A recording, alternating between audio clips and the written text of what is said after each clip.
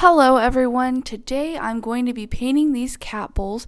Before I get started, be sure to like and subscribe and let's see what I come up with.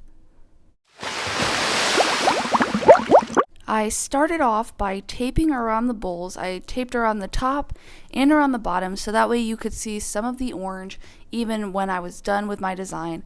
I also did this that way I wouldn't get any paint or anything inside of the bowls because obviously these need to be safe for my cats to eat out of. Then I moved on to some gesso just to give this a nice base layer for whatever I had coming next for it. That way my colors would go on smooth and I wouldn't have to worry about you seeing any orange through the color that I wanted to do, which is light blue. I was feeling inspired about the idea how cats like fish, so for one bowl I decided to put on a little fish that's alive and doing well, and then on the other bowl I decided to put a little dead fish skeleton. Not to be morbid, just to be cute, but I do really like how it turned out and I think it's kind of fun. Not to mention, I'm not really sure that either one of my cats could actually catch or kill a fish, so just putting that out there. After I painted the outline for the alive fish, I went on to do the outline for the dead fish, and I'm going to come in later with some Sharpie oil paint marker pens to fill in all of the rest of the details and ideas that I have. And here are those special helpful markers I was talking about before.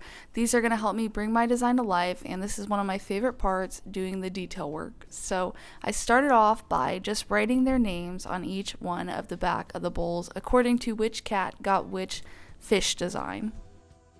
Frosty, who is a sweet cuddlebug and the youngest of the two cats, he got the design with the alive fish because he is the least likely to actually be able to even catch or kill a fish or even see it properly. His eyes are not always the best. So I started off writing his name on the back of this bowl and then just adding some more Sharpie marker to it to make it look how I wanted it to look before I moved on to adding Cheerio's name to the back of the other bowl. I also added a little paw print at the end of each of their names just to be cute, just for the aesthetic of it all. And then I moved on to writing Cheerio's name. He is the older of our two cats and he is much more likely to be able to catch and eat a fish, but I still don't know that he would be able to, but he's more likely to, so he got the bonefish bowl, and I think that's very fitting for them and shows a little bit about their personalities. After I added his paw print too, this is what the back of the bowls were looking like, and I thought it was super cute just like this, but I wanted to go a little bit more crazy, so I fixed up the R in Cheer's name. It was too close together, and then I got started on my other design ideas. I began by outlining the painted designs I had made earlier, so the fish and the dead fish, and I added some more details to them with one of these little Sharpie markers just to outline it and add in some of those missing details such as the fins and the eyes and those kind of things. And after that, then I moved on to decorating the blank spaces that were on the bowls. If you know anything about how I am and how I do things, I don't like to leave a lot of blank space, so that's what I got started on next.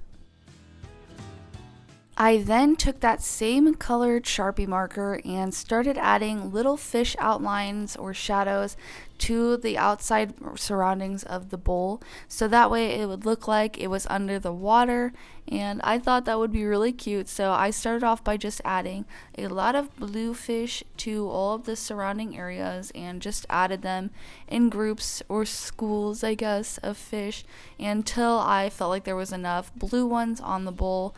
And then I also did that obviously to the next bowl and added little fish bubbles to that. And then I moved on to a different color. I decided to add purple fish and then also eventually pink fish. I picked these colors because I felt like those color schemes would go best together with what I'd already created. I didn't want to add too much to the blue. I wanted that to be the main color and the main color that you focus on, so I didn't add anything too crazy different from that kind of color group. And I stuck with that, and then I did that to both of the cats' bowls as well until they were all filled with these tiny, cute, little colorful fish. And I felt like the cats, if they could speak, would be like, wow, those are some cute bowls. Thank you. The space was still feeling a little bit empty to me, so then I decided to go in with this lighter blue Sharpie markers that would match the background just a little bit better. It wouldn't be too harsh, but I wanted to add some little seaweed effect type of things. So that's what I did with this marker, and I just went around both bowls and added a couple pieces of seaweed to just further push that underwater effect.